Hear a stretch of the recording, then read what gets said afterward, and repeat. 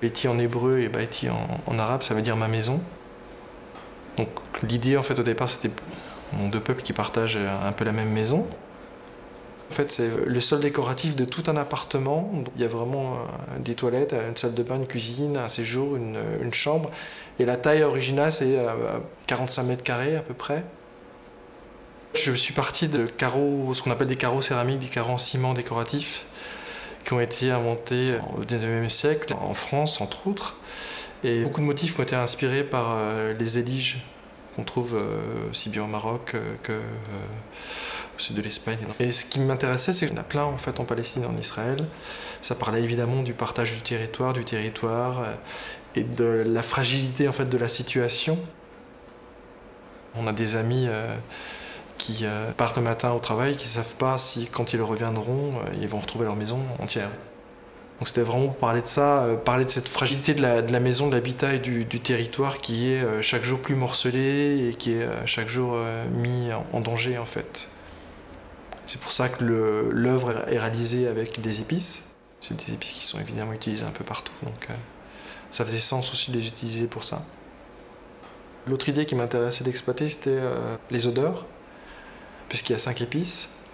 Et ce qui m'intéressait avec les odeurs, c'est que finalement, avec 2 mm d'épaisseur, tu arrives à avoir un pouvoir d'évocation incroyable au niveau émotionnel chez les personnes. Parce que effectivement, l'odeur, c'est un des seuls sens qu'on ne peut pas refuser. C'est-à-dire que quand on sent une odeur, on ne peut pas y être indifférent. Du coup, il y a un lien émotionnel très fort qui s'instaure comme ça de manière immédiate. Et en même temps, tu vois quelque chose qui a vraiment l'air d'être des carreaux de céramique. C'est-à-dire qu'il y a des gens qui passent devant, qui passent leur chemin. Donc c'était aussi pour jouer avec cette idée de trompe-l'œil et de normalité. C'est jamais des idées abstraites, c'est toujours des idées qui viennent d'un vécu. Donc ça part toujours d'une sorte de mémoire émotionnelle des choses, qui ensuite sont traversées par d'autres idées, par exemple le politique en l'occurrence souvent. Du coup l'artisanat vient comme une forme qui va transcrire tout ça. La manière dont les Palestiniens en fait font exister leur culture et utilisent la culture pour résister, c'est quelque chose qui me touche et qui me parle particulièrement, quoi. Et il y a plein d'acteurs qui en fait retournent des contraintes qu'ils ont au quotidien et enfin dans leur vie en général et qui en font une force absolument pour moi incomparable, une force d'expression incomparable. J'ai habité entre 1997 et 2000 en fait à Jérusalem au début, ensuite à Tel Aviv. Donc j'ai connu beaucoup de Palestiniens quand j'étais là-bas, ce qui m'a beaucoup sensibilisé à la cause palestinienne. Et j'ai fait une performance par exemple dans un village palestinien qui s'appelle Waladjé, qui est juste à côté entre Jérusalem et Bethléem. Et c'était au moment de la construction de la barrière de sécurité ou le mur entre Israël et la Palestine. L'idée c'était simplement de tracer la ligne qui n'était que sur une carte, pour l'instant la tracer dans l'espace, qui était en soi déjà quelque chose d'assez violent pour les gens du village, puisqu'ils avaient toute leur terre autour.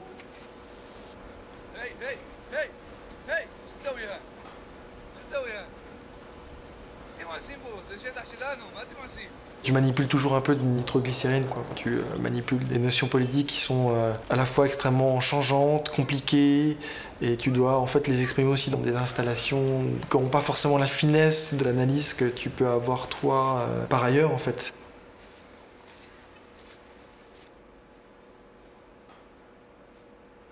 Ce qui m'intéresse, c'est que tout soit en mouvement, en train de bouger, en train de se transformer. Donc c'est des pièces qui sont toujours très fragiles, éphémères.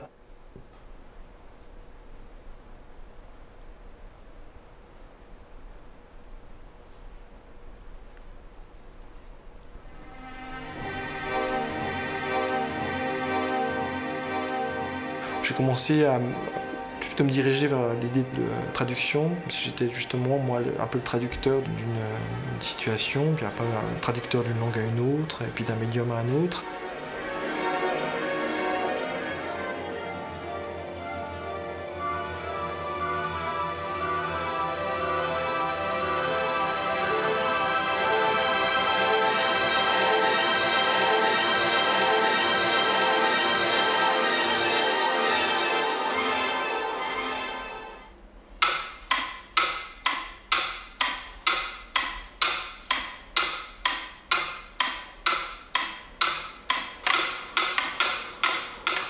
Je me suis demandé si je pourrais traduire Jules et Jim, le film de Truffaut, en rythme et en chorégraphie, on va dire, pour 3 métronomes. Donc les 3 personnages principaux qui racontent l'histoire d'un trio amoureux. La première fois où j'ai montré cette pièce, c'était plutôt l'émotion qui transparaissait, les gens ont plutôt ri.